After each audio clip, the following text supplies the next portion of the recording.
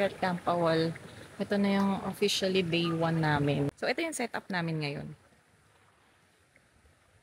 Ayan yung sa amin. And ito yung sa friend ko. Grabe, ang laki na ng pinagbago. Sis, naalala mo yung ano? Hi vlog. Naalala mo yung una nating setup? Saan? Sa Hayatus. Oo. Lalo na yung sa amin. So, ito nga pala yung RTT namin. Ambisyosa. Ito nga pala yung RTT nila. Ay, buti sumakto. Buti hindi tumama sa sanga. Oh, hindi naman. Ang galing, no?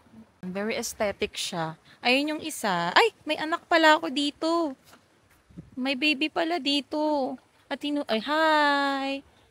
Kakabit lang ng RTT nila. Ito nga pala yung magandang may-ari. Sis, magkano pagama dito? 600,000? 599. Ano, nahiya. Nag-discount ng 1,000. Magkakamali pa. Tapos 30 yung ano niya, pinaka-base niya. So, ganda. Kasha yan, 4 packs pag nakahigain. Kapag tatambay, nandito lang sa harap. Ayan, may mga bulsa sa taas. Ito, mayroong lagayan ng shoes. Inflatable pa pala siya. Ventilated din. Maganda siya. Pwede siya sa mga couples. And may mga lalaking bata. Sa amin, hindi pa pwede kasi may baby kami. Baka biglang tumalon. Ito yung hagdan niya. Ang ganda. Ayun o, ultimo hagdan, matibay. Tapos sa harap, ito. Yan. May batis. Dito kami sa car camp area kasi pwede ang RTT dito, tas nakisali na lang kami. Pero dapat dun talaga kami doon sa dulo. 4 yung camping area site nila. Ito camp area, merong platform doon. Hindi pa namin na-explore, so mamaya check natin. Pero sa ngayon, ito, ang ganda talaga ng setup ng RTT nila. Ternong-terno, black dog. Ganda.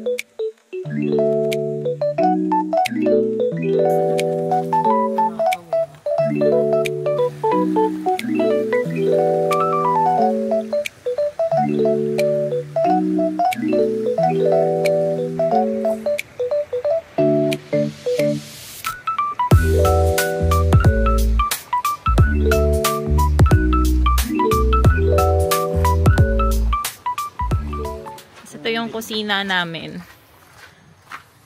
Puntahan natin ang mga kabayo at kausapin natin sila. Ito, may mga horse sila dito. Kaya minsan medyo may hangin na umaamoy, pero nawawala naman. And mabait naman yung horse nila. Ayan o, ang ganda, diba? So, pababa siya. Ganda.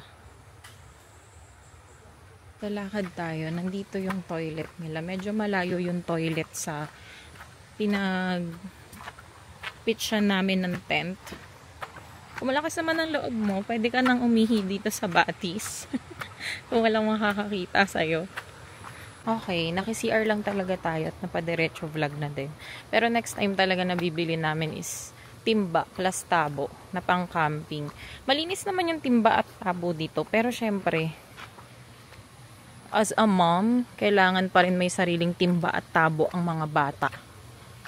Check natin anong meron dito. Ay, ang cute nito. Wow, ang cute.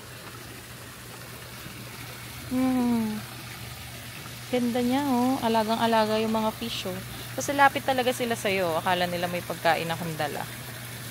Cute. Ito, meron pang isa dito. Ito naman, parang sa baby lang siya. Ano to? Fish spa. Ayan, may fish spa dito. Ang cute naman. Ito pala, na-experience ko sa daan nito sa gabi, is ang daming palaka. Lalo na siguro umulan kasi kagabi. Tapos nag-CR ako. Ang daming palaka. Hi everyone, ito ang lunch namin. Sinigang. Niluto na yan sa bahay, tapos naka-freezer. Tapos, iniit na lang uli siya. Safe naman yan. And malinis. Palit natin to. Yan. Ito na lang ang last na iinitin. And pwede na mag-lunch.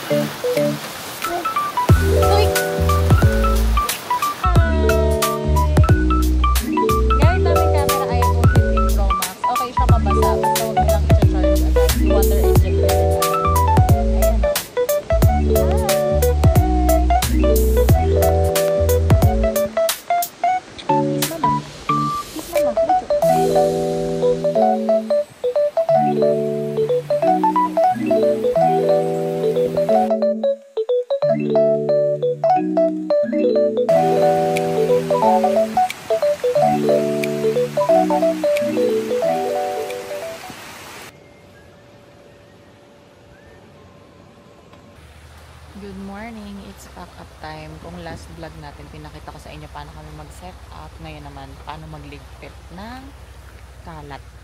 Tara.